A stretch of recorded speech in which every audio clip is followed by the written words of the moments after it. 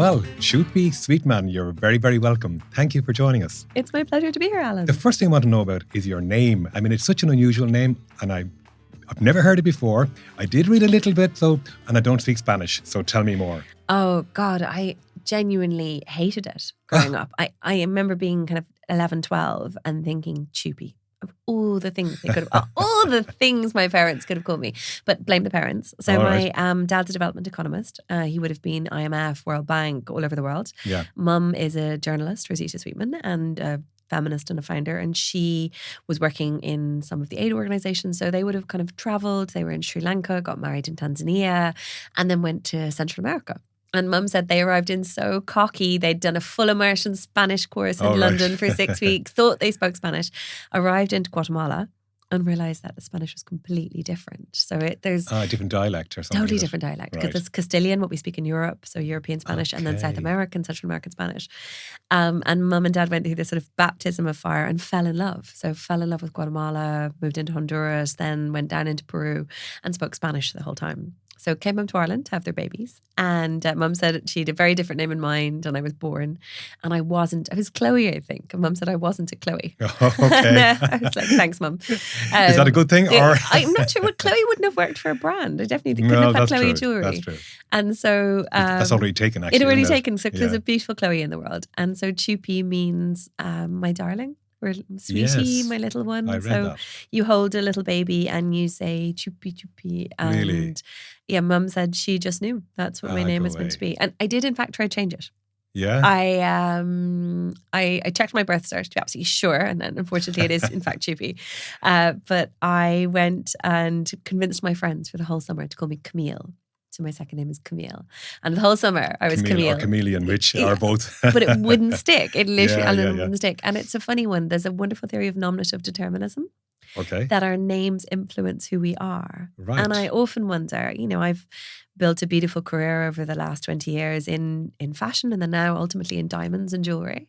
And I had to, as a very young child, have this same conversation we're having, which was, what is your name? Is it your real name? What does it mean?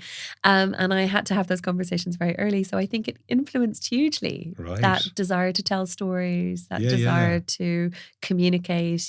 We've a huge audience, about 300,000 people on social who are part of our community, and I love it. It's such a privilege, and that storytelling is usually so. Well, no doubt the name had a huge part to play in that. I think it worked out in the end. There's a curiosity in that too, isn't there? Is. So you're a serial entrepreneur, you told me. I am. And now, we'll get back to some of the stuff in your earlier days, but you're now a high-end luxury jeweller in Dublin City, Ireland, and doing what you do. So how did that all come about? I think I told you I was serially unemployable, actually. I think I was a serial entrepreneur is a much kinder way of describing it. Oh, I see, right. So so today, which is where we'll take it, we run Chupi. So we've got a gorgeous luxury jewellery brand based in Dublin. We sell all over the world into 70 countries. We've about 300,000 people in the community. We've done a big fundraise, very unusual as a female-founded brand to raise money. And I have the best job in the world. We basically mark the biggest moments in people's lives. Right, of course you do. The day they fall in love, the day they get married, the day they welcome their babies into the world. And so we've built a brand on this idea of beautiful things made well, on sustainability, on ethics, on diamonds for the 21st century. And it's a huge privilege. So I'm 41 now. And let's not talk with numbers here, please. That'll get me in trouble straight away. Age is a privilege. I feel incredibly lucky. I always think it's such a privilege to get older, to get each of those milestones we mark. Move on, Chupi. Oh yeah, no. And also remember a diamond for every milestone. You guys can't quite, if you're listening, but if you're on video, you can see I got myself a very big diamond for 40. I figured that was definitely a moment worth marking. Good for you. Congratulations. Thank you. Right. So why jewellery? Because you weren't in the jewellery business before. You were in fashion, I understand. I wasn't. So I was, growing up, I always think about, what entrepreneurship is a really interesting thing. Yeah. In that I think it's in your bones. Right. Just that love of selling, of marking moments. Adventure. I always think I have friends who climb mountains. So two wonderful friends who just went and climbed Kilimanjaro. And they tried to convince me. I'm tired already. Honestly. And so they did this amazing, so Aoife McNamara, Ashley McDowell, they're doing this amazing documentary around the climate crisis. Two incredible women. And they were like, we're going to go climb Kilimanjaro. Will you come? And we were out for a glass of wine one evening and they nearly convinced me. And then I remembered, no, This is not my thing. not my thing. But in the same way that there are people in the world who are obsessed with climbing mountains. I think there are those of us who are obsessed with starting businesses, with creating something of the future, with the idea of taking a nothing and making it a something. Right. And I often think about, it seemed really logical at the time. So my granny had a little orchard in Sandymount, of all places, in Dublin. For those of you who don't know Ireland well, You're talking about back garden orchard. Literally a little back garden orchard right beside the sea in Sandymount, very near Dublin centre, and had truly the worst plums you've ever tasted. Genuinely the worst plums, some really dodgy apples. And so Granny would never take the fruit out of the orchard, it would all fall. Mm-hmm. And so I convinced the cousins one day, our gang of cousins, that we would collect all of the fruit from the orchard and sell it on Strand Road in Sandymount. And I was 7 at the time, little tiny punnets, and bless the good denizens of Sandymount, they would bought the fruit, and at the end maybe we made £5. It was nothing. But I was 7 at that stage. And that, but the seed was sown. Oh, that love of, but it was, and definitely there were moments before that where I'd made things and sold them. And I remember as I built and scaled my career over the years, 7 to 41, I remember hearing someone describe that entrepreneurship is creative problem solving. Okay. And for me, that was just a moment of such clarity that your job as an entrepreneur is to solve a problem. So you're always looking for what the problems are and then filling the gap. And what's the solution? And, it's something I still say today, are you fishing in a dry ditch? Everything solves a problem, but does it solve a problem for one person or does it solve a problem for thousands of people? The best things in our lives solve these problems. And so I started a little fashion label when I was 16, kind of 15, 16. Started selling it through a gorgeous store in Temple Bar in the heart of Dublin at the time. Mm-hmm. And then thought, okay, this is going to be my college job. This is my way I'll pay my way through school and college, and started in a market. Open air market? Open air market. Ireland, for those of you not familiar with Ireland's weather, it's not our winning recommendation. It was miserable. Oh dear. It was the coldest, dampest place in the world, Cowes Lane Market and Temple Bar. But every weekend I would get on the bus from Wicklow with my rails and my dresses. Really? And set up and, sell 2 or 3 dresses for 30, 40 quid each. Okay. But where did you get them? I made them. You made them? I made them. I started a little fashion brand, and so I handmade each of these dresses because the problem I was solving at that stage was, what do you wear on a Friday night? For young women, for students. It was literally, my audience was kind of at a budget. 15 to 25. Yeah. They had 50 quid to spare, and they wanted a party dress for Friday night. So they were ridiculously short, ridiculously bright, and really joyful. Right, so competing with A-Wares and the likes and River Island and so on. Literally. Primark even. Well, actually, and ultimately then Topshop. So Topshop right. at that time. So Topshop I have to remind everyone that Topshop was once terribly cool. Part of the Arcadia group. It was Kate Moss designing for it. Sure. They were a force to be reckoned with. What the fashion equivalent is now has become much more splintered. I suppose ASOS are there. Mm-hmm. And River Island have obviously outlasted them. Topshop are long gone. But at that point, they were the coolest thing on the high street. Beautiful big store on Oxford Circus. Mm-hmm. And then had just opened a flagship. Well, we're just about 2005. So I'm taking you back into the mists of time. I was 21 and they were just about to open a flagship in Dublin. And they came scouting for young designers to design a collection for them. And they found you? They found me. How did they find you? In this market, standing under my umbrella in the So pouring somebody rain. was like the football scout, was out just pottering around and found you? It's the theory of the harder I work, the luckier I get. That's true, at that stage, I'd stood under that umbrella for 5 years. Oh, wow. So for 250 rainy Saturdays, I'd been standing in the pouring rain, flogging my dresses and ultimately honing my craft. I don't think I could have told you that language. Honing your craft as an entrepreneur or as a designer? Both. Yeah, I guess Understanding that your job is to, I always think art, incredible artists. Ireland is home to so much talent, but their job is to make one beautiful thing that makes one person happy. Right. All you have to do is connect with one person. Whereas design's job, and ultimately then entrepreneur's job, is to connect with 1,000 people. To make one dress that brings 1,000 smiles. Not one piece of art you hang on one wall. Sure. But 1,000 smiles. And so I was, it's harsh. Standing on a market stall. You stand there in front of people and they go, oh, I hate that. That's so you just disgusting. You can't get colour. You might take it personally, but you can't, of course. I never did. I have to say, and even now with Chupi, and I occasionally work on the shop floor. I try and the team scoop me off, but every now and then I get a chance and I'm down on our shop floor, or we'll do an event at Paris Fashion Week or London Fashion Week, and I'll get to watch as people try on the jewelry, and they'll be trying on a ring, and there is nothing like the satisfaction of someone trying on a piece and falling in love. That moment with that piece, where it feels like something that was made for them, that it's the piece that they've been missing all their lives. Right. And so I started honing my craft there, and then ultimately joined Topshop.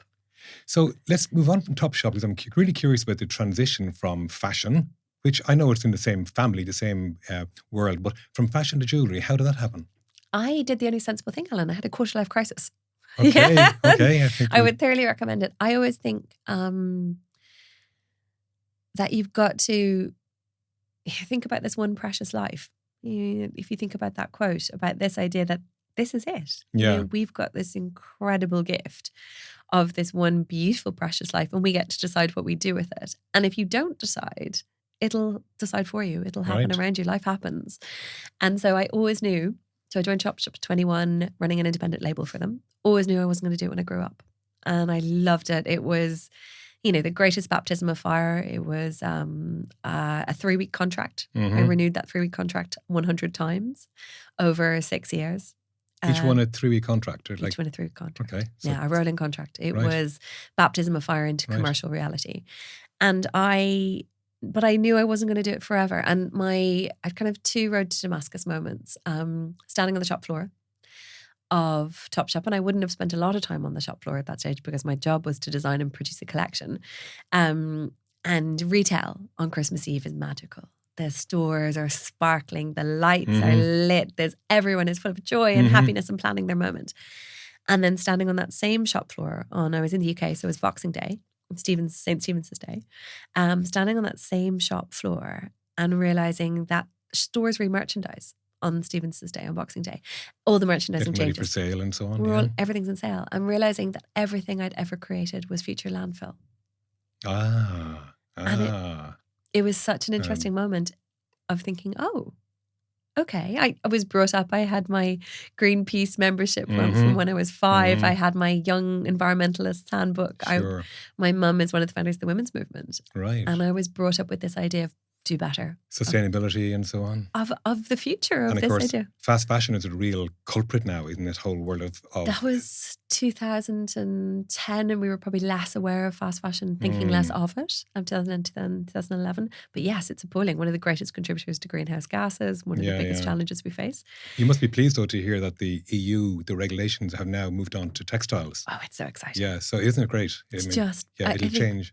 I'm going to change the world, and it has to. And even the likes of Pennies are taking it seriously now. They have in some stores, they've got these laboratories where you can go and talk to them about recycling. I think it's Pennies, and I know H&M in Sweden, they've also piloted something where you can bring in your old garments and have them recycled.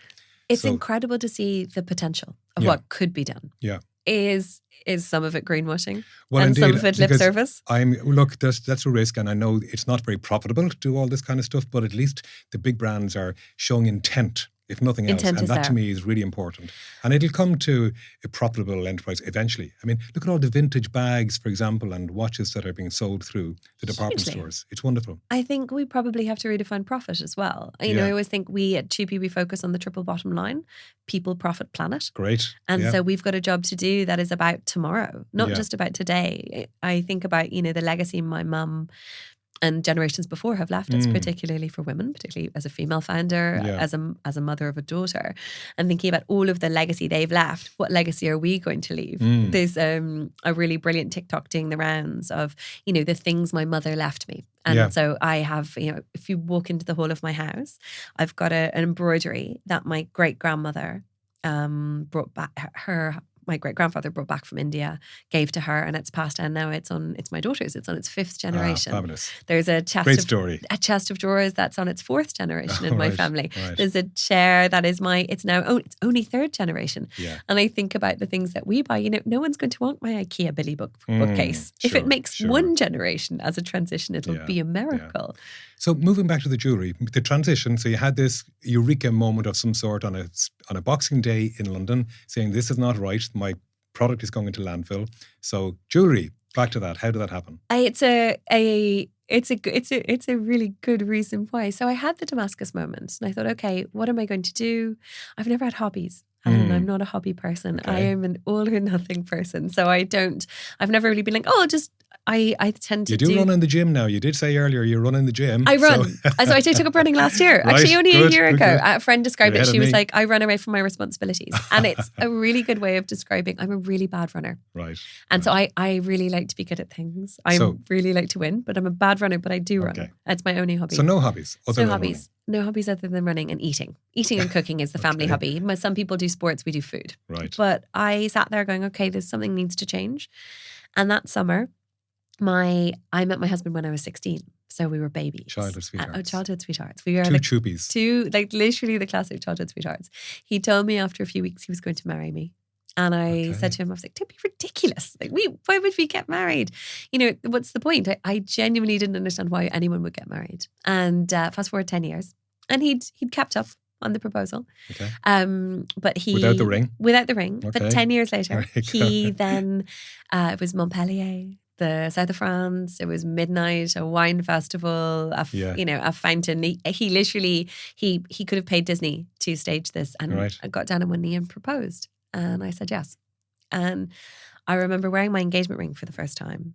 In those subsequent days, you're in this days of love and joy, and you remember the joy of getting engaged and deciding it was forever, and thinking it was the first thing I'd ever owned, though it was a piece of the future. Okay, it was my engagement ring was the first thing that I was going to pass down. That started with me. So I've been very privileged. I've inherited some incredibly beautiful things from family over the years, and I've bought beautiful things that had history and a story, but this was the first thing that was mine, that started our story, that I knew one day my daughter at that point, who was very much a fiction, she would arrive 10 years after that proposal, but I knew that it would be her ring one day. And so got home from honeymoon. Were you involved in selecting that ring, or did he do that on his own? Total. No, he did. He has really good taste. He's a user experience designer. So his whole job is building beautiful digital experiences. Yeah, and he's also the chief technology officer at Chupi and runs a consultancy building beautiful things. Okay. And so he's really good at jewellery. He was devastated actually subsequently. Look at you. He's really good at it, but he was actually outraged when I started making jewellery. He was like, I was so good at this. Really? Because he was really good at buying presents. Yeah. I'm a pain in the arse to buy presents for, I have to say.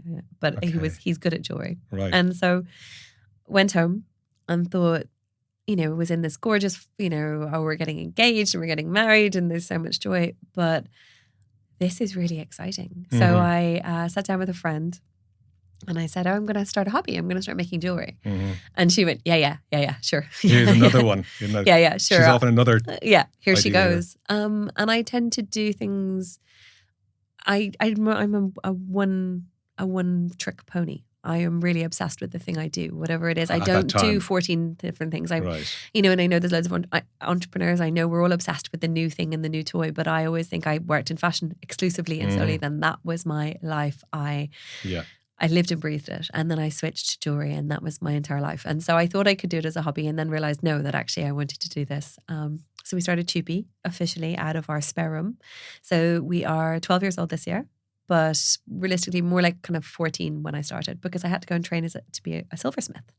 Oh, so you actually make I wanted yourself. I wanted not just to. Designing. So not now. But you have been there. Absolutely. Yeah. We've an incredible team. We work with amazing partners. Because silver is different to gold now. Silver is different to gold. Yeah. So I started in silver because it's simpler. So silver is an easier metal. It's softer. Silver is a softer metal to work. So almost everyone starts in silver and then moves into gold. Right.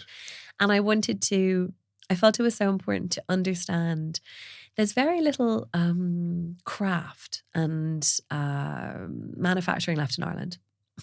I was reading a stat that said that there's 900 people left working in fashion manufacturing in Ireland. 900. Okay. Gold now and silver is much more exciting. There's a much bigger volume because there's still a huge economic incentive to manufacture here because of the high value of what we do. Chupi starts at about 400 quid and goes up to about 30,000. So our unit cost is really high. And so manufacturing here actually makes loads of sense. And we're talking about euros here, of course. Euros. Yeah, euros. And so it makes so much sense to make here. So I thought, well, I want to understand it. So I went and sort of apprenticed myself to this incredible goldsmith, Cormac Cuff. And I basically turned up at his door and he was offering these kind of one-to-one lessons and it was phenomenal. And it was an incredibly frustrating experience at the start. I'd come from fabric, which is easy to manipulate. It's easy to, I understood how to take what was in my head and bring it into reality.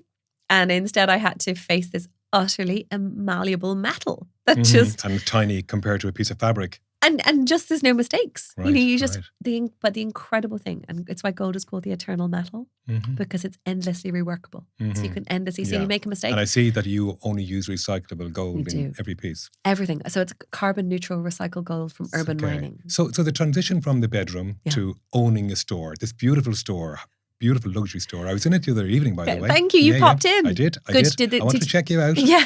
Now, did you get a diamond? Well, look. Because you have a very beautiful ring on, Alan. For those of you watching, Alan has a really beautiful design ring. And you see, what you don't know about me is that I was in the jewellery business for 14 years, Chupi. Amazing. Now, there you go. There's another conversation. We have so much to cover. We do, and we don't have enough time. But I was in the jewellery business back in... I'm not sure if you were even born at the time. And I had a chain of stores in Dublin. Amazing. But I had a different focus. I mean, mine was more volume orientation. Hugely. I mean, if you think about H. Samuel at the time, or even today, where pads of whatever in the window or fields, that's the type of stores that I had. And they're so fun. Which I think is so interesting about jewellery is there's a place in the market for everyone. There is. Because there's a different moment, there's different needs, different budgets, different spaces. And it's incredible. It's why you need all of it together to thrive. Yeah. But I mean, it's curious to hear you're so focused on the uniqueness of each individual piece and the story behind it. Whereas, I mean, look, if I was to tell you about all the mistakes that I made, we'd be here for a long, long time, and I certainly made lots of them. But in our case, in the volume jewellery, it was just about selling stuff, volume stuff. So there's no storytelling. There was no emotion. Yeah, somebody buy an engagement ring on that for that 15, 30, 60 minutes that it took to buy. It was just over and done with and on to the next one.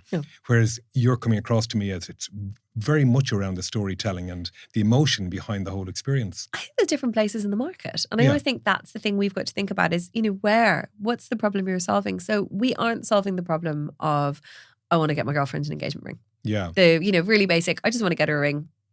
We're together so many years. I want to get her a ring. We're solving the problem for, he wants to tell her that he loves her more than anyone else in the whole world, that she is this incredibly unique individual person. He wants to honour the story they've had and the life they've lived together and the life they're going to live. Yeah. And so it's much more about sustainability. It's about where it's made. It's about how it's made. It's about, there's still so many jewellers, we see it today in market where people will say, oh, it's made in Ireland. And actually all they're doing is buying in catalogue. They're literally going to buying in a catalogue setting, buying in a catalogue diamond, popping it in together and telling you it's made for you. There's a place in the market for it. Everyone's at a different place. We serve a customer who is obsessed with why. Right. Not what, but why. Where did it come from? How is it made? Yeah. What's the story behind it? What are the ethics? All of those things. Sure. And with that comes a higher price too, doesn't it? Hugely. Because, I mean, a deep thinking customer will certainly see this as much more than just a ring on the finger. And it's a testament to their love and their journey together. So, and almost they don't want the Argos ring. They don't want the ring that just came out of the catalogue. Or that everybody else is wearing. And they want, it's so much more important for our community. They want to feel that they've bought something that matters and they've bought a why and that they understand. And so that journey is we scaled very much from our spare room. We opened up in Powerscourt on a tiny little table. So that transition from, I just want to know, for listeners who are also entrepreneurial, and it is making that leap, that scale, that first scaling step from the bedroom, whether it's Steve Jobs in the garage or you in your bedroom, going to a store. Just how did you do that? I always think it's a con, right? The overnight success. All of us, everyone, we listen to all the podcasts, you hear all the stories and you hear this idea of, you built a multi-million business overnight. For us, it was not. We bootstrapped. I very much remember, working out of our spare room and earning enough money to buy a printer. It was about 250 quid. And I remember had a really, really ancient sort of 20 euro printer from Aldi that was on its last legs. And thinking, finally having enough to buy a proper printer so we could print the orders so that we could send them around the world and earning enough money for that. I remember the first contract we signed with a store. That meant that we would have... Oh, so you were wholesaling Chupi? We were wholesaling. Not direct to consumer? No, we weren't always direct to consumer. So Chupi now is entirely direct to consumer. We've got some incredible partnerships with the likes of Kildare Village, Brown Thomas, some of the big luxury guys. But by and large, we are almost exclusively D2C through our own flagship store and then online to the world. But back then, we also wholesaled. And I remember signing that contract, and it was worth about €400 a week. And I remember thinking €400 a week profit, and thinking we can hire someone, and going and making our very first hire. Okay. And I was terrified. Like, we have a really big team. It's so different. But that first hire of going, I'm now responsible for someone's wages, someone's mortgage, someone's kids. Different responsibility. And indeed. So at each stage, I think just understanding. I'm a big believer. I find manifesting a little troubling. I think there's a lot of pretty white girl privilege in it. Just like, I dreamt about buying a house, so I bought a house. And that's wonderful if you live in a world, but no one in Gaza is manifesting their way out of what's happening there at the moment. You're not manifesting your way out of Sudan. And so manifestation is and it's been a huge trend for the last few years, this idea that you, as an entrepreneur particularly, can dream up your business. And I think there's truth in it. You need to know what you're doing. Okay. You need to know what success looks like. But in jewellery particularly, it is a very cyclical business. I mean, traditionally it is. I mean, the golden quarter of, even that's getting shorter, October, November, December used to be it. You made your money in October, November, December. You lost money but now when you look at your special pieces, Valentine's Day must be a huge spike for you also. Funnily enough, not terribly. Valentine's is big. It's big enough, but the golden quarter holds true. So there's 6 weeks at the end of the year. I'm surprised that you say that, because you talked so much about the storytelling around that special occasion in your life and the engagement. Why isn't Valentine's Day? Valentine's Day is more of a Pandora moment. You're 25, you're trying to impress the girl, you buy her a box of chocolates from the chocolate shop, you buy her a ring from Pandora, and you buy her a bunch of flowers. So Valentine's, I think, it's not really the thinking woman's diamond moment. It's more about, it's the embarrassed boy with all the bits. And it doesn't mean that we don't have some gorgeous moments. But actually much more powerful for us. So much of the business is engagement and wedding. So we are that Christmas. So there's 6 weeks. It's the golden quarter has shrunk. It's about 6 weeks now in the run up. But then there's a huge other moment in January as everyone who's gotten engaged, because the data around engagement is wild. So no longer does he, like my husband, went out finding the ring, anxiously holding onto the ring, terrified to propose. 9 out of 10 couples now choose the ring together. Okay. The data shift is enormous. And so that purchasing pattern has hugely changed, where she now wants to be involved. She wants to know. So how does the surprise moment then match in with that? Sometimes they still have a surprise proposal. That's quite common, but they'll come and do the shopping experience together. So whether they walk through our physical doors in Clarendon Street, or whether they dial in online and do a virtual appointment, they'll come, they'll try on their rings, they'll fall in love, they'll get a feel for budget. Because sometimes she wants to be part of that conversation. They'll get a feel for the ethics. Is this the right fit for us? The brand, is this what we want to do? And then more often than not, and look, we're talking very normative he-she stuff, but very often she'll pop away and then he'll come back at a certain point and buy the ring. And so he gets the magic of the surprise proposal. He gets the beach at sunset. He gets to do all the magic, but they make a decision about together. Right. Forever together. Right, I see. It's not about, and it's why I think we've only had 2 failed proposals in the last 12 years. Let's not go there. Honestly, but 2. Versus our data, it's absolutely wild on that transition. So the cycle of the business, I mean, how do you manage? I mean, it is such a spike at the golden quarter, even albeit it's a running joke. Basically, I don't exist from November to December, from November to Christmas Eve. I'm like, do not talk to me, do not look at me, because you're making money. We're in the business. Our whole job, we mark. We talked about. I loved in your book the idea of North Star metrics. I'm obsessed with the idea of the North Star, of that idea. I don't think about it as a North Star metric, a North Star goal. It's not about manifesting, but it's understanding, what does success look like. When I sat in my bedroom 15 years ago, imagining what Chupi would look like. It was about marking the biggest moments in people's lives. So in when you mentioned the book, I mean, the North Star for me is part of my 7 steps to profit, where to me, the first and most fundamental thing that any business should ask itself is, why are we here? Who are we? What's our brand, our vision and mission, and so on.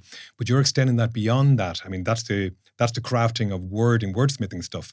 But you're saying you're taking that North Star beyond that. It's just explain a bit more when you say. So it's moments marked. Our Chupi North Star is moments marked. Our job is to mark the biggest moments in people's lives. Right. It's why you buy jewellery. What's the problem we're trying to solve? So it's the telling her you love her more than anyone else in the whole world.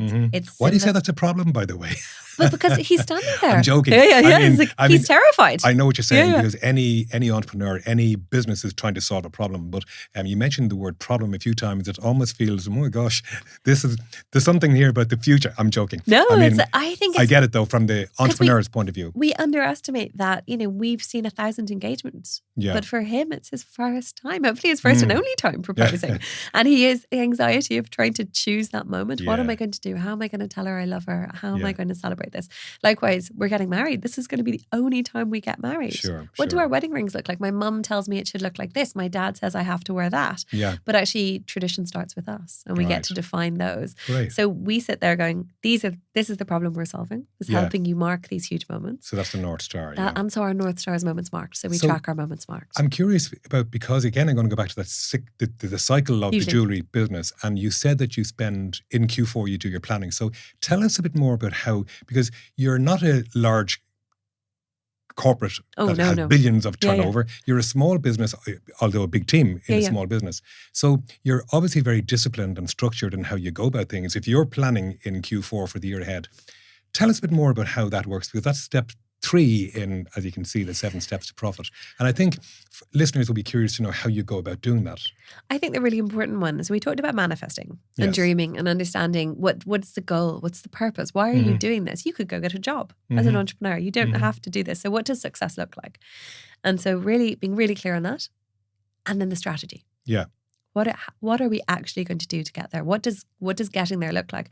And so we are really key. And so I'm always obsessed with this idea that you have to have a dream and you need a plan. So it's all well and good going, we're going to mark the biggest moments in people's lives. Yeah. But actually, what's the strategy behind that? And then how are we going to measure the success against it? Right, very good. I get to lead on a phenomenal program called Going for Growth. With Enterprise Ireland. With Enterprise Ireland, co-funded by Enterprise Ireland and KPMG. Right. And amazing. It takes early stage entrepreneurs, mid-stage entrepreneurs, and helps them build the infrastructure. And you went through that program yourself. I did it in 2015. Fantastic program, yeah. Oh, honestly. I wrote about it recently, actually. Did you, Alan? I did. So, Enterprise Ireland, they put on lots of programs every year. They have some brilliant ones. Yeah. And I wrote about the Going for Growth, actually. And I was really impressed. I mean, as an outsider looking in at Enterprise Ireland with no involvement until this, it really, I never imagined it was such a fantastic program. It's phenomenal. So you went through that, so you learned about structure, you learned about discipline. KPIs. Financial management. It's you often think the big challenge for entrepreneurs is that there isn't a roadmap. You know, you can't go to uni and learn how to be an entrepreneur. Sure. You can now, and there's some phenomenal courses, but by and large, that just how do you build and structure your business? So I did the program in 2015. It's run by this incredible woman, Paula Fitzsimons. She is a force of nature. Right. And she has brought in Enterprise Ireland as a partner, KPMG as a partner. And you do the program. You do a sort of 6-month program. It's essentially a day a month for 6 months. And why it's so powerful is it's all that infrastructure you build into your business. So are we perfect in Chupi? No. There's all of the bits and all. Sure. I mean, you can find fault in any successful company. Don't worry about that. But tell me about the planning. How do you go about the planning? So the hugely important thing for us is understanding what does success look like. So, we want to achieve this. We have a 3-year plan. This is what we're going to achieve in 3 years. And then this is our strategy behind implementing it. And then what are we going to do? What are our numbers? So what are our KPIs? And it's something we all spout all the time. You know, what are we tracking? Where are we tracking it? But actually having a functioning understanding of the top 10 that change your world, that move your business, that truly impact you. I now lead the on top 10 KPIs. You top mean 10 KPIs, right? Okay, and even your top 5. And you boil it down to how you're going to measure it, and then setting out the plan. So when we sat down in 24 for our plans for 25, understanding what success would look like in 25, and then how we would measure that per month. And that's driven by numbers. Because it has to be. One of the things that I see that organizations fail on all the time, many organizations, that they go through the budget process, Chupi, in that October-November period. And then once the numbers are done, they kind of say, well, that's it. But budgets are not plans. No. Budgets are just a set of, it's a bit like, we know we're going into a Ireland-Italy game, for example, or Ireland-France game, and we anticipate the score of the game at the end. And that's what budgets are. Budgets are anticipating the score that we hope to achieve, but they don't talk to how we're going to achieve those numbers. And that's the bit that I'm really curious. How do you go about filling those gaps to ensure it's not just numbers only? I think budgets are incredibly important, but budgets are one tool. So budgets are how we manage our money. Really, really important. Scaling business. It absolutely, we've got to be really mindful of how and where we spend. But our budget is here. That's tracked monthly, and we sit and do our big review every month. But our KPIs are much more important because they've got to have lagging and leading indicators in them. And so understanding For us, it's appointments booked. Hugely powerful one that goes in there. It's cost of acquiring a customer. How much does it actually cost to acquire someone into the business? Right. What's our lifetime value once we've acquired someone and how they stay with us?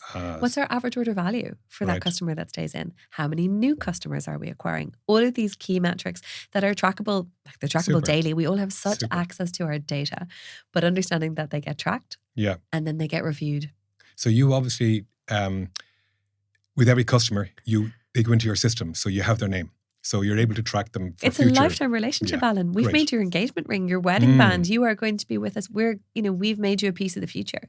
So that piece of jewelry, we're going to be with you on a lifetime of service. Yeah, so you have to be, it's so important for us. Obviously, we've got a huge data management piece and how we manage and take care of all of that data. It's a holy grail for any retailer to have that data, isn't it? And not all can get it. And also understanding the value of it, that it's not a transaction. It's a moment in someone's life, and how then we manage it and take care of that person. And they want to be able to walk in 5 years and go, oh yeah, I bought my engagement ring from you. And I've lost it. Them. Yeah, or like I want to change it, or it's our knowing their anniversary. So I think the thing we all get that it is tough is the numbers aren't always going to be good. Your KPIs aren't always going to bring you joy. Your budget isn't going to always bring you joy, but you've got to be ruthless. They've got to be the thing that you are obsessed with. So you have all the numbers, the KPIs, but then so you put plans in place on how you're going to achieve those. I mean, one of the things that you're clearly very good at if you've got 200,000 followers is what are you doing? I mean, to get that kind of a huge catchment audience. What's your social media strategy? I think so. Honestly, I'm obsessed with social. I think it's this incredible gift. So I started my career at 21 in 2005 properly, and back then, if I'd wanted to talk to all the magazines, if I'd wanted to talk to people, I would have had to talk to the magazine editors. I would have had to place an ad for sort of 15, 20,000 in a magazine. My ability to talk to people who loved what I loved. And if you imagine, Chupi is a design-led business. There's about 22,000 people a year who get engaged in Ireland every year. And so we need to talk to a certain percentage of them. We certainly don't need to talk to 22,000 of them because we're never going to be the Argos. Yep. We don't need to, but we need to talk to 10% of them. And social, for all that we curse it, and there's so much that people say, oh, the algorithm this, I know it's not fair. We live in an era of privilege that we have in our pockets the ability to talk to 100,000 people, 1 million people tomorrow morning, 10 people. Like, people get obsessed with the numbers of, we've got gorgeous numbers in some of our accounts. They're absolutely beautiful. And some of them are much, much smaller. So we started TikTok. Which one do you find most beneficial? So Instagram is huge. Right, Instagram is enormous. Our wedding is such an Instagram moment. So we are primarily Chupis on Instagram. Then we're on TikTok. Then we're on Pinterest and LinkedIn, which is really interesting. Okay. So those are our 4 channels. We're on it as the brand. And then I'm on it personally on all of them. Yeah. And that support of having a founder and the brand is the two that talk to each other, talk about different sides of the business in different moments, and the power of it is really useful. But if you think about our TikTok account, we had about 800 people at the start of last year, and we closed out at about 4,000. Wow. Which is tiny, because our main Instagram is about 150,000 people. Well, it's 400% increase or something. Wow. The excitement of that. But do you pay? I mean, is it all organic growth, or are you paying someone? So we have some advertising. We do some advertising for sure. We do paid social and paid search advertising. Not a lot. We have a small enough budget there. We make good impact, and we have an amazing agency partner that manages that. In terms of organic social, we keep it in-house. We've got a brilliant partner in Brand Hive that creates some of the content, and Alison's incredible. She just is that Gen Z ability to do really brilliant, meaningful content. But actually, in terms of content, most of it's in-house, because we've done a bit of we as a population, we as a people have done a bit of a switch in terms of how we want to experience social. It's no longer about the perfect glossy. And actually, it's interesting. And we've tried various social strategies over the years. We've implemented them and run them and then reviewed them and killed them or continued them. Of course, it is even you're always looking at it and tweaking, aren't you? Yeah. And it's the bit when social for us was the most useless was where we tried to treat it like a magazine. Right. There was beautiful editorial images, stylized, the gorgeous man proposing to the perfect girl. Right. And actually, that is rubbish. Whereas what people want to see is the real proposal. The moment he's down on one knee in a beach and the sunset behind, the picture of the ring being made in our workshops in Ireland. Of course, yeah. And social is just, I think it's the greatest privilege that we get to do it. And it's been fun actually for me taking on TikTok, because people sometimes are like, oh no, well, it was easy. You grew an audience in the past, so you don't need to worry. And actually, see phenomenal growth coming out of there. You know, I was laughing for the first time in December. Someone walked into the store and went, "I found you on TikTok." And it was the first time it had ever happened. And people with the doors all the time saying they found us on Instagram. Yeah. But it was that proof that social is still there, that the channels are still there and they're still powerful. You're not doing funny dances on TikTok here now, are you? I have to say my funny dancing is quite limited. But we're spoiled in that we've got beautiful shiny diamonds. Yes. So if you want, but it doesn't mean just because you don't have a shiny diamond doesn't mean you don't have a story to tell. Sure. So we're going to take a break here, Chupi. And when we come back, I want to talk about those shiny diamonds because there's a new shiny diamond on the market we want to talk about linked to sustainability. And I also want to talk to you about customer and you being on the shop floor. So let's take a quick break and return to that in just a moment. Today's episode is in partnership with Big Red Cloud, a leader in accounting software. So it's time to get rid of the Excel spreadsheets and switch over to smart accounting.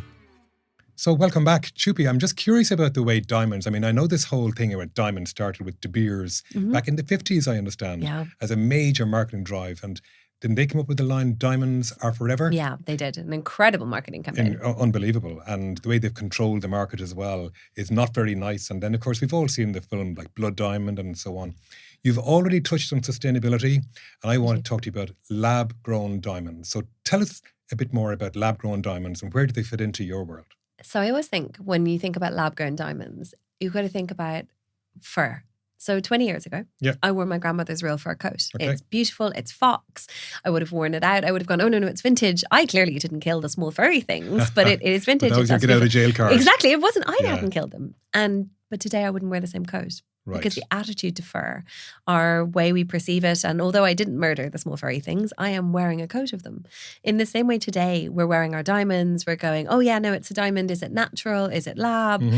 In 20 years, I think our children are going to be going, oh no, that's my mum's ring. I didn't choose that. No, it's actually lab. Do you think? The transition is huge. So the big challenge today when we're looking at diamond mining is 1 in 3 diamonds in the world are coming out of Russia. So 30% of the world's diamonds are Russia, Alrosa. There's been a few... I wonder, does Ukraine have some now that we're hearing all of these rare earths and so on? Ukraine has more exciting stuff in the kind of electric car end of the things. I think they're less about diamonds. Right. The Russian diamonds are quite far north. Ah, okay. The Urals or somewhere like that. Yeah. But what makes it really challenging is, so we're looking at diamond supply, natural diamonds. 1/3 of them come out of Russia. There's some other notable mines in Angola. Should you want to get in Angola, Congo, all of these incredibly war-torn, incredibly challenged places. There are some amazing things happening in natural diamond. There's Botswana, which is looking really promising. There's Canada. So there are good natural diamonds. But by and large, out in the high street right now, if you're buying a diamond ring, 1 in 3 chances are they're Russian, and the rest are very close to blood diamonds. And I guess I always think about, you're choosing a piece of the future. You're choosing something you're going to wear for the rest of your life. You're then going to pass on that piece of jewellery. And so in a new, more aware world where sustainability is such and you've got to think about what kind of world do you want to live in. I'm constantly fascinated by the idea that there are people out in the world buying Tesla cars. I'm like, really? Of all the ways you want to align yourself and the brands and the choices. So, as consumers, we have this huge power. So lab-grown diamonds have been a fascinating growth category. They really started to emerge about 10 years ago. And so a lab-grown diamond is chemically, molecularly, and visually identical to a natural diamond. So a natural diamond is pure carbon. Pure carbon. Compressed over millions of years with the heat and the pressure. Heat and pressure. So this is emulating this in the lab. So they take a seed of a natural diamond, a tiny, tiny piece of a natural diamond, and in a lab they subject it to the same heat and pressure, and they grow a diamond. Like cultured pearls. Literally like cultured pearls. And they are chemically, molecularly, and visually identical.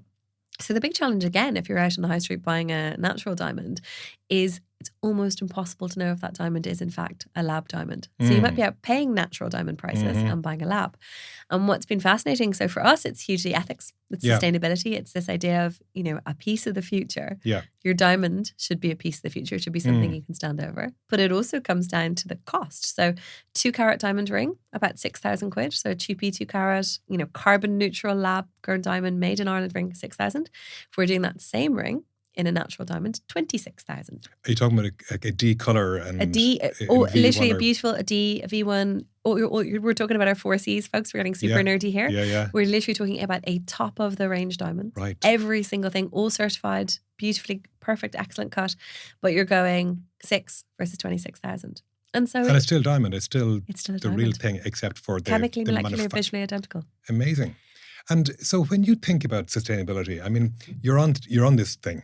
Clearly, it's important to you. Hugely. Your whole story here has been, you've touched on it a few times. Is it really that important to customers? Are they looking for it, or is it you that's pushing it? It's a great question. So the polling is fascinating. So the data says that in the region of 75% of people care about sustainability when they're choosing an engagement ring. So 75% of people. Of that, then when you break it down, will it influence your purchase? Will it ultimately be one of the major deciding factors? 45% of the 100. There you go. So it's the difference. Will be very strongly. So that 30% are floating. They'd like it to be more ethical. They'd like it to be more sustainable, but they're less interested. Whereas for the 45%, they're very fixed on this idea of a better diamond. Ultimately, for Chupi, we don't mind if you buy a ring from us because it's the more sustainable option, or if you buy a ring from us because it's a better price. Right. It actually doesn't matter. And we will see that coming through our doors every day. Whatever your motivation is. Our job is people, profit, planet. It's to think about that triple bottom line, about how we're impacting people and planet and delivering a profit. We are a for-profit commercial business. Our job is to do that. And so we've got to think about those two. But the motivation of the customer walking through the door, I would say, is still 50-50. When they're standing in front of you and they're trying to choose, I really like that 2-carat diamond. Am I going to spend 6 or am I going to spend 26? Yeah. We still have people who buy the beautiful natural diamonds, who love them, who are really happy about them, who are going down that route. But for most people, we're saying buy the 6,000 quid diamond and put 20,000 quid into an investment account in a few years. Right, okay. And So, and tell me, Chupi, would you, I mean, if a customer walked in and they didn't show you certificate, so the GIA certificate, which proves that the ring is whatever it is with the X-ray and so on, if they didn't show you certificates, could you tell the difference between a lab-grown diamond and a real one? It's impossible to tell. So you used to be able to tell because the diamond fluorescence on lab-grown diamonds, so fluorescence is, for those of you not nerding out with us, is under UV light. Certain diamonds have a fluorescence. But actually, I've got a mix of natural and lab in my own stack, and some of my natural ones fluoresce. So some of them under UV light when you're getting your gel nails done or you're in a club. Now, don't attend a lot of clubs at the moment, but you'll notice some of your diamonds will give off a kind of purple flash. Right. Some natural diamonds will do it. Used to be the predominance was that lab diamonds would fluoresce under purple light. And so you see those, if you ever see antique hunting shows and they're testing the diamonds, what they're looking for is fluorescence. But otherwise it's almost impossible to tell. And it's why the big danger is you might be out there buying a natural diamond, paying natural diamond prices and in fact getting a lab. That's the thing, unless you get a certificate. Yeah. But the certificate doesn't matter. So why? Certificates are incredibly important when it comes to diamonds. All of your diamonds should be certified. It tells you the diamond's provenance. It tells you everything about it. But how could you, as a layperson, know that certificate is for that ring? Yeah, no, I get that. You literally wouldn't know. You could be, and it's why, there's lots of places online you can buy a diamond ring. And you get what you pay for. It's the AliExpress version of, is it the real thing? Is it the knockoff? Who knows? Because you can be sent a certificate. Does the certificate match the diamond? Yeah. So the sustainability point I'm curious about because if you look at the Gen Zs, when they're polled about sustainability, I mean, it's way up in there. I mean, they're so sensitive about it and they say all the right things. And I'm sure they believe, I'm not being disingenuous towards them. They genuinely believe in the environment and doing the right thing. And yet, the money that they spend on fast fashion, going back to that point again, is phenomenal. They don't, whether it's the education that's missing or something, they don't join the dots in those two things. But do you think the sustainability thing, for all businesses, not just jewellery, but there's so much talk about it, even the banks are giving green loans now at a more favourable rate. Do you think this is really important for other businesses to be seen to be doing or to actually be sustainable? I think it's a really interesting question. So the challenge on Gen Z, and I think it's really unfair we pick on them because it's true for all of us in that everyone, when you poll them, says they care about sustainability. Yeah. Do our actions back up our words? Like most things, no. And are they going to? I guess I always dial it back into that question about the future. What do you want to tell your children you did? It's a great way to look at it. And it's just, it's a legacy. It's a legacy question. So when I was 30, got invited into an incredible, essentially a private board. And so wonderful friend Joanne Hession, she's founder of the Entrepreneurs Academy in Lift Ireland, basically set up a private board where it was 6 of us, some amazing friends. I know Sonia Lennon, won't mind me saying it, Catherine Roney, former head of business in AIB, and a gang of us came together once a month. And we basically meet the way a commercial board meets. Yeah. So instead of talking about the future of just the business, our job in the room is to talk about our businesses. Some of us are entrepreneurs, some of us are intrapreneurs. So our business or our career and our personal life and how it blends between us. And so that started 11 years ago. And we still meet now, not as frequently as then, but we meet about once every 6 months and we present our plans for the quarter for ourselves, what our goals are, how we're going to get there. And as part of that, so we're in our 40s, 50s and 60s now. And it's been such a privilege for me, especially as a very young entrepreneur, of recognizing one of the first exercises we did as a board was to write our own obituary. And I don't know, Alan, have you done it? Well, I tell you what I have done. I remember I was working with a very, very well-known company. I won't mention names for the sake of this story. And I was involved in helping the CEO move on to another role, and his replacement then was another person in the business. And so anyway, she got the job. And I remember we went out for a bite to eat around that time and a glass of wine. And over dinner, I said to her, so tell me, X, what's your legacy? What is your legacy? What will your legacy be? And she, after a couple of F's, she said, it's too early to talk to you. I said, but it's not. Because if you think now about how you want to be remembered, you're going to be remembered for something in that time frame. In that time frame, she's going to move on out of that role, isn't she? Hugely. And she'll be remembered for something when that time comes. And wouldn't you like to influence what that legacy will be now, so you can now plan your time in the hot seat to move towards that legacy? So I'm big into it. Have I done my own? No, I haven't. I would dread the thought. I'd say that'll be written by many others and there'll be all sorts of but it's the same thing. Legacy, obituaries, this idea of deciding what we want to be remembered for, what impact we want to make in the world. And so will sustainability be the key thing that drives Chupi's forward and drives its growth? No. It'll be a part. It's one of the 5 things. Kind of thing. Yeah, it's one of the 5 things we consider important, one of the 5 pillars within the business. But is it the key one? No. Because not everyone cares. But will it matter to our legacy, to how our children perceive us, to the world we want to live in? Yes. Right. So I want to ask you too, you mentioned at least once about going on the shop floor. Oh, you did. When you talked about the fashion thing with River Island, Topshop. I am going down onto the shop floor and seeing and interacting with customers. And then you also go onto the shop floor. How important is that? Because you can see how important customer service is to me. That book there sitting in front of you is all about customer experience. But it has to be at the heart of everything that we do. But getting onto the shop floor, how important is that for you? I think it's crucial. I think, we get so obsessed.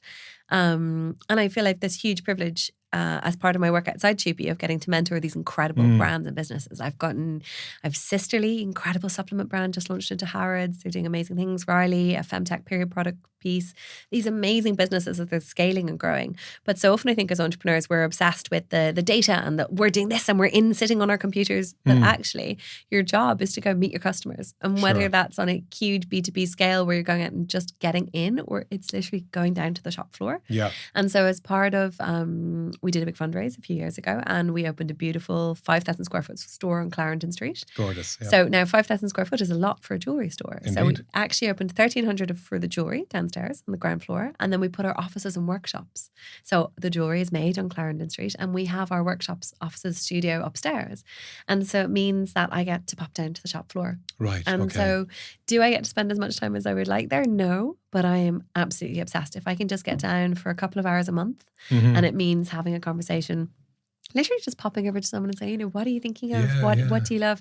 And then listening to the team. My team spend all day, every day taking care of people and getting that feedback. In the world of fashion, I do a lot of work with retailers, from food to fashion, luxury to mass and so on. But in fashion retail, it always strikes me that in larger organizations, there are buyers. Yeah. Okay. And then there's the retail people on the shop floor who sell the merchandise.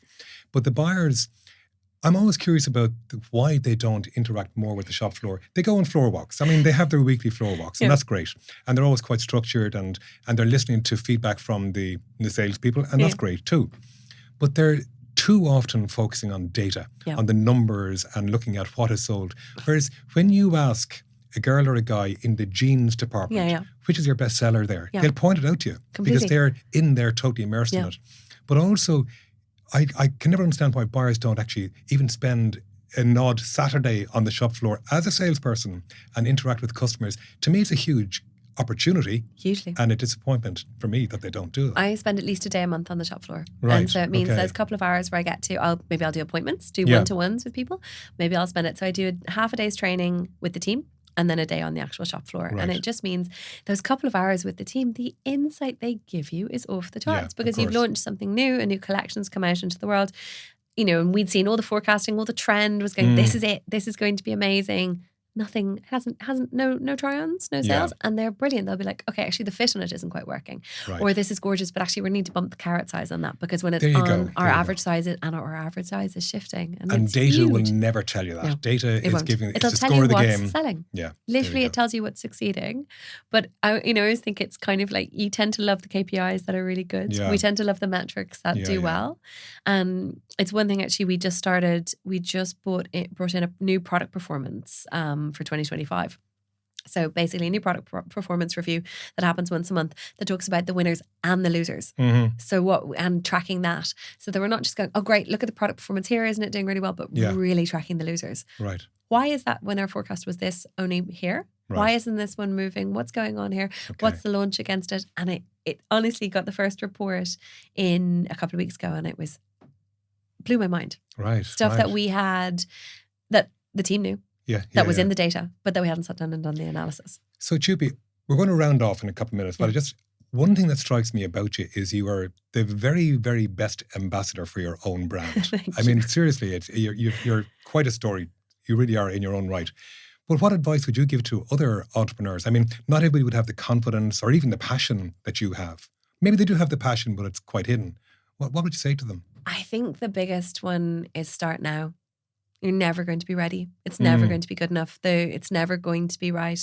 Nothing I have done has ever been good enough. Nothing I've done I've never felt that okay, brilliant. Everything is perfect. Now we're ready to launch. And I think instead, that stunts innovation anyway, doesn't it? It does. And business is a roller coaster. You know, we talk about all that. We've covered lots of all the gorgeous highs, Alan. We have had equally as many lows. I reckon.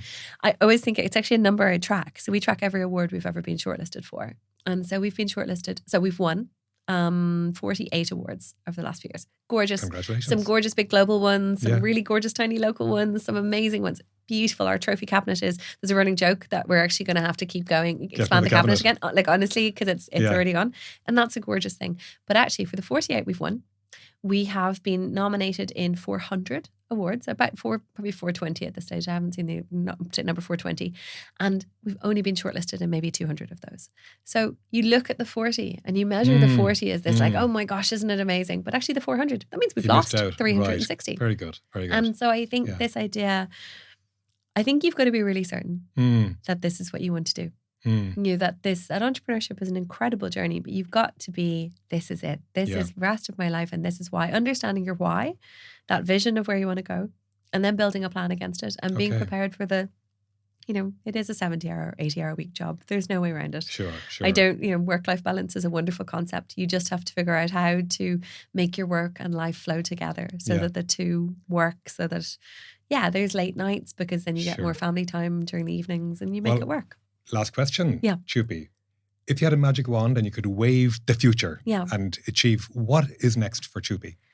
Ooh, that's a great question. Chupi Jewellery, I mean. Yeah. And I've heard my whole family call me Chup. So I always think about Chupi as being Chupi is Chupi and I'm Chup. And so my brother calls me Chew. He doesn't even get to Chup. So I think for us, next big challenge, we've opened this incredible store in Clarendon Street. It's only a year old. Ah, right, okay. And so we've got so much we want to do. Yeah. You know, we've opened, publicly opened 1,300 square feet. We've another 2,500 that will open publicly upstairs. That's really exciting. Right. At some point we want to open in London. Makes a lot of sense. Okay. But really for us, it's bedding down and bedding in. We've got this incredible community all over the world. People travel in Q4 people travel from 13 countries to come choose a ring from us. Online, isn't it? I mean, but huge. Do you sell online? Oh yeah. You do? I know. Yeah, that's our job. It is because now for engagement rings, by and large, they will come through an appointment. So for the majority of what we sell online, we have eternity rings, wedding, fine jewelry purchases for yourself and parties for others. So online is huge, but for the most of our engagement, people want to book an appointment. So whether they come through, book their appointment online or book it in store. Okay. And those 13 countries, people traveled, they booked an appointment. Amazing. So somebody flew in from Australia just to buy their ring and then flew home. And you just think, that's incredible. That's a story. So that, I think, so you're doing a bit for Irish tourism as well, Chupi? Oh, honestly, it's to Ireland. Oh, I'd love to work with them because it's such an amazing thing. We're actually going to do a map of Dublin and Ireland of all of our favourite places to go because we've so many people travelling. So it's a running joke. We actually need to produce a map. But I think for me, for the next 2 years, for us as a business for Chupi, it's really about Clarendon Street. It's about Ireland. Sure. And then after that, we'd love to. We've obviously the big challenge in terms of UK and US are both our big export markets. They're very good to us. Trump decided to keep us all on our toes, announcing tariffs last night.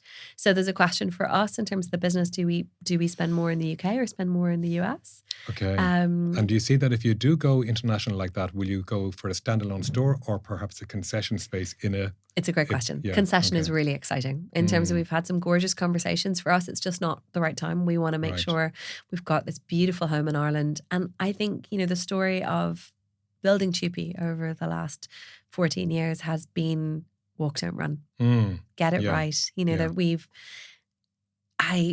have the ambition to do everything in the whole world, but our job is to do one thing and do it beautifully. Sure. And of course, the investment required anyway. I mean, hugely. Your merchandise is high value. It is. And so there'll probably be another piece there in the future. Okay. But right now, next 2 years, Clarendon Street. Chupi, congratulations. I'm proud of you. I mean, it's a great, successful Irish story and just really thrilled for you. And I wish you all the very best. I think Ireland is an incredible place to build a business. The community, I talked about going for growth. We're part of Ernst & Young's Entrepreneur of the Year program.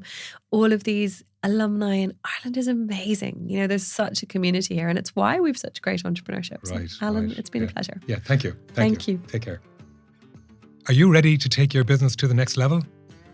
Introducing the Cara 7+ Index, the ultimate organisation health assessment. This is built on solid research. The assessment delivers clear insights, data and benchmarks on what truly drives success. The Cara 7 steps to profit are common sense. But here's the reality. Common sense isn't always common practice. Leaders know what they should do, but their best intentions often get diluted before reaching the front line and eventually your customers. That's where the Cara 7+ Index comes in, because it cuts through the noise, identifies priorities, and gives you the proof and stimulus to act with confidence. This isn't just another survey. It's a game-changing tool, blending cutting-edge AI, robust research, and expert consulting, all to turn insights into action. So, no more guesswork, just clarity and results. Please visit 7plusindex.com to start your journey to better business health today. Thank you very much for listening, and please do hit the subscribe button or leave a review for wherever you're listening to this podcast. Thank you.